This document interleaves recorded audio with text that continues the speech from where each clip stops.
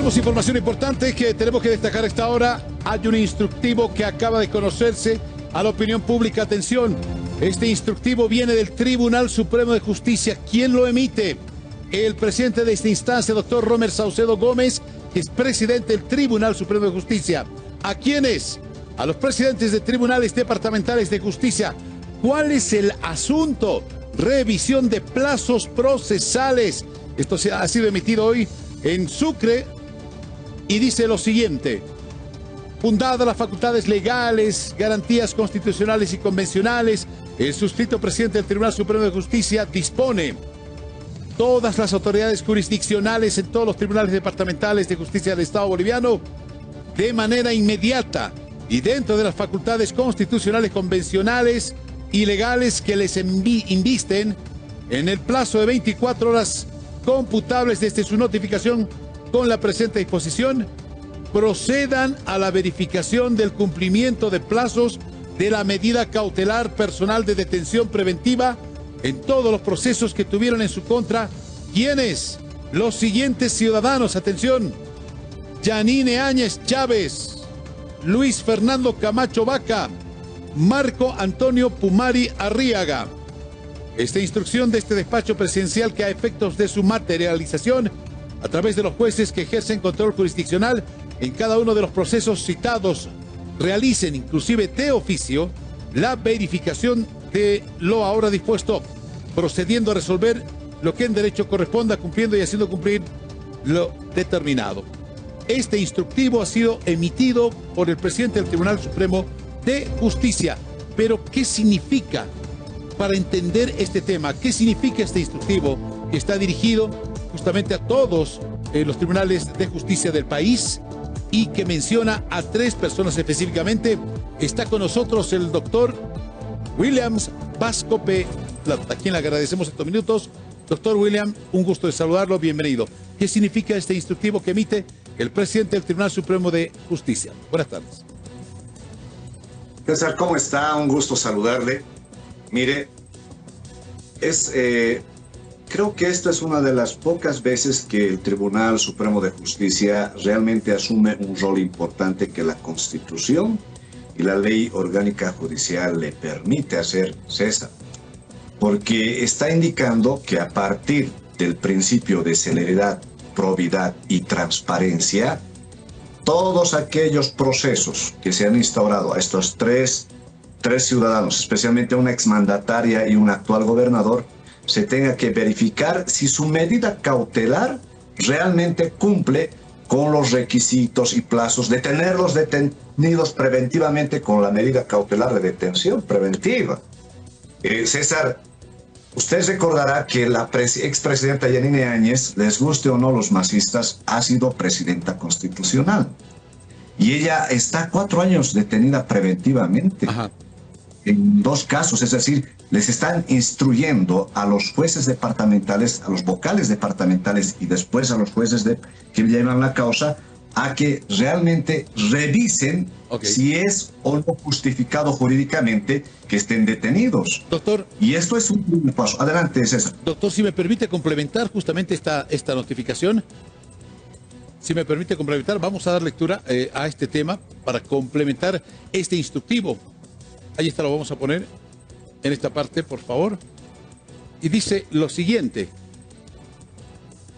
las facultades legales, constitucionales y convencionales precisadas supra lo establecido en los artículos 37 y 40 del Código Modelo Iberoamericano de Ética Judicial, adoptado en el Estado boliviano por acuerdo de la Sala Plena del Tribunal Supremo de Justicia del 15 de febrero, dispone el artículo 37, el juez equitativo es el que, sin transgredir el derecho vigente, toma en cuenta las peculiaridades del caso y lo resuelve basándose en criterios coherentes con los valores de ordenamiento que puedan extenderse a todos los casos sustancialmente semejantes.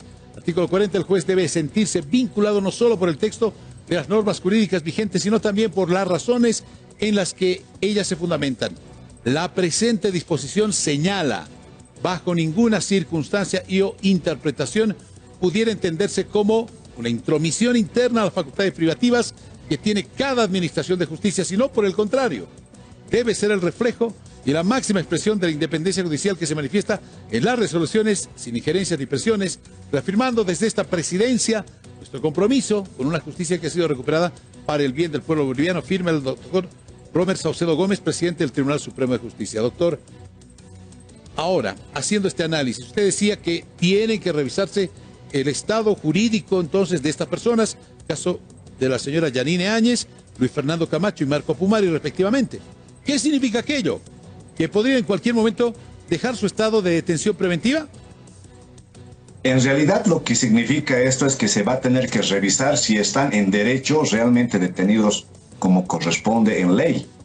Y esto me parece que lo hace en dos razones el Tribunal Supremo de Justicia. Primero, para guardar y reservar primero su independencia judicial y segundo, para calificar responsabilidades que segura las hay de quienes han permitido si se han violado derechos y garantías de estos ciudadanos y posiblemente de otros.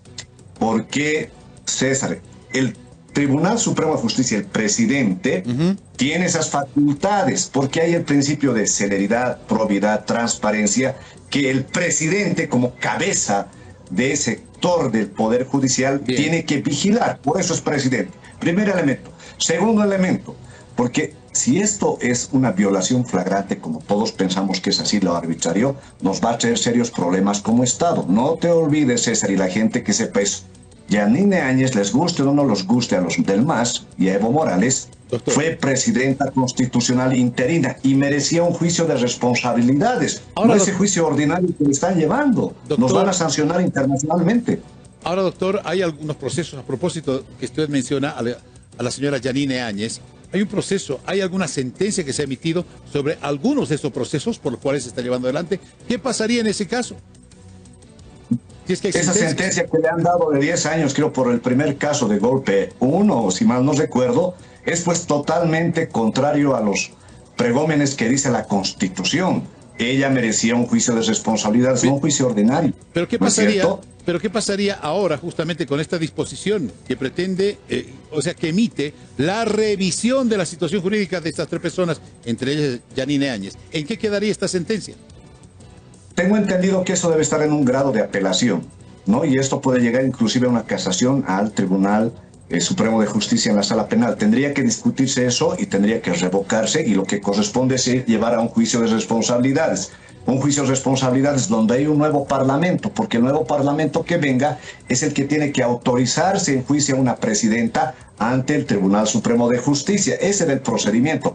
Pero no te olvides, César, que en confesión de parte de un exministro de Justicia del masismo, como creo que es el doctor Lima, dijo...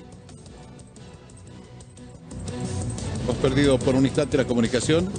Vamos a retomar esta comunicación. Estamos haciendo el análisis de este comunicado, de este instructivo, que ha sido emitido por el presidente del Tribunal Supremo de Justicia sobre Yanine Áñez, Luis Fernando Camacho y Marco Pumari. Ahora sí, doctor, hemos retomado. Usted nos decía, por favor...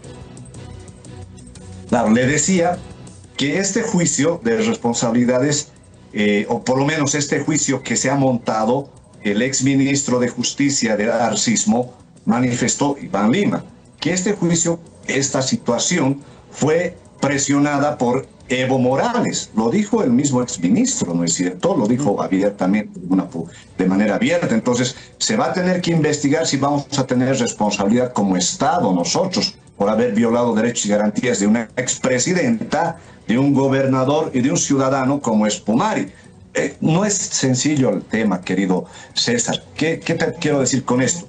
Imagínate si vamos a instancias internacionales ante la Corte Interamericana de Derechos Humanos. Y la Corte Interamericana de Derechos Humanos, doctor, nos va a sancionar como Estado millonariamente, y nosotros tenemos que pagar el Estado boliviano ese resarcimiento a la exmandataria. Y después será pues Evo Morales y todos los masistas que han promovido esta barbaridad de juicio ordinario, y los jueces y fiscales más, especialmente jueces y fiscales que se han prestado a que tienen que devolver pues esa indemnización millonaria al Estado boliviano. No es nomás así meter la mano como sea. Bien, doctor, este es el posible escenario al que se va a someter justamente nuestro país en materia jurídica, de acuerdo a este instructivo. Pero hay algo más, doctor, y aprovecho, por favor. Ha habido una publicación en X, en esta cuenta de X, de Luis Fernando Camacho, que decía lo siguiente, dice, atención, Luis Fernando Camacho, gobernador electo cruceño, informamos al pueblo cruceño y al pueblo boliviano que el Departamento de Estado de los Estados Unidos acaba de publicar un informe de derechos humanos en Bolivia de la gestión 2024, en el cual en uno de sus puntos más importantes identifica lo siguiente, 2 puntos. Primero, denuncia realizada por activistas de derechos humanos sobre el trato y el estado de salud del líder opositor Luis Camacho, quien permaneció en detención preventiva con un deterioro constante de su salud en la prisión de máxima seguridad de Chonchocoro en La Paz tras su arresto en el año 2022. Y, segundo, la existencia de una violación de la orden del juzgado de sentencia. El director del régimen penitenciario nacional suspendió el traslado de Camacho de La Paz a Santa Cruz, donde debía tenerse su audiencia oral, bajo el pretexto de no haber recibido el apoyo necesario para garantizar su seguridad para transportarlo. Queda claro que el Departamento de Estado, dice la publicación de Luis Fernando Camacho, de los Estados Unidos, ha comprobado ambas violaciones a los derechos humanos del gobernador Luis Fernando Camacho por parte de determinados funcionarios públicos del régimen de Luis Arce. Estos funcionarios pronto responderán por estas violaciones a los derechos humanos del gobernador Camacho ante la justicia local y la justicia internacional. Ya falta poco, dice. Es el equipo de comunicación del gobernador Luis Fernando Camacho que hacen esta publicación en su cuenta de redes sociales. Doctor Vascopé, ¿qué interpretamos de esta publicación? A propósito de estas denuncias en Estados Unidos. Era pues de esperar estas cosas, estimado César. Había esa orden para que salga el señor gobernador a una audiencia en Santa Cruz y no le han dejado, pese que un juez ha ordenado. Y el gobierno actual, mediante el régimen penitenciario, su director, que depende del ministro de gobierno, han impedido que no vaya. ¿Esto acaso no es violación al debido proceso, al derecho a la defensa, el derecho a poder asumir el principio de igualdad en una acción? No, pues ellos se han pasado por encima. Entonces, esto, por ejemplo, tranquilamente, si en las instituciones del Estado internamente no se han resuelto y no se han respetado, esto sale directamente a una instancia que puede ser la OEA o la ONU. Por eso hay Organización de Estados Americanos o ONU, 2 instancias donde usted se puede quejar. Y ahí hay una Comisión Interamericana de Derechos Humanos y esa comisión verifica estas cosas, por ejemplo, ese informe del Departamento de Estado, y puede sacar una recomendación o puede hacer que vaya a la Corte Interamericana de Derechos Humanos para que el Estado boliviano sea enjuiciado por tener en esta situación a un gobernador.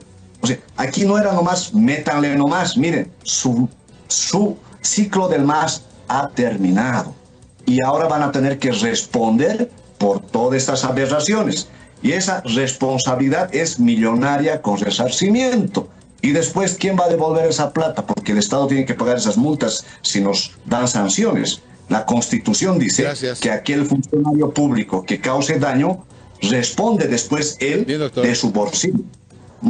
Doctor, quiero agradecer la gentileza de conversar y hacer un análisis a propósito de este instructivo que ha sido emanado hace instantes nada más desde el Tribunal Supremo de Justicia. Ha sido muy amable, doctor Vascopé, hasta cualquier momento.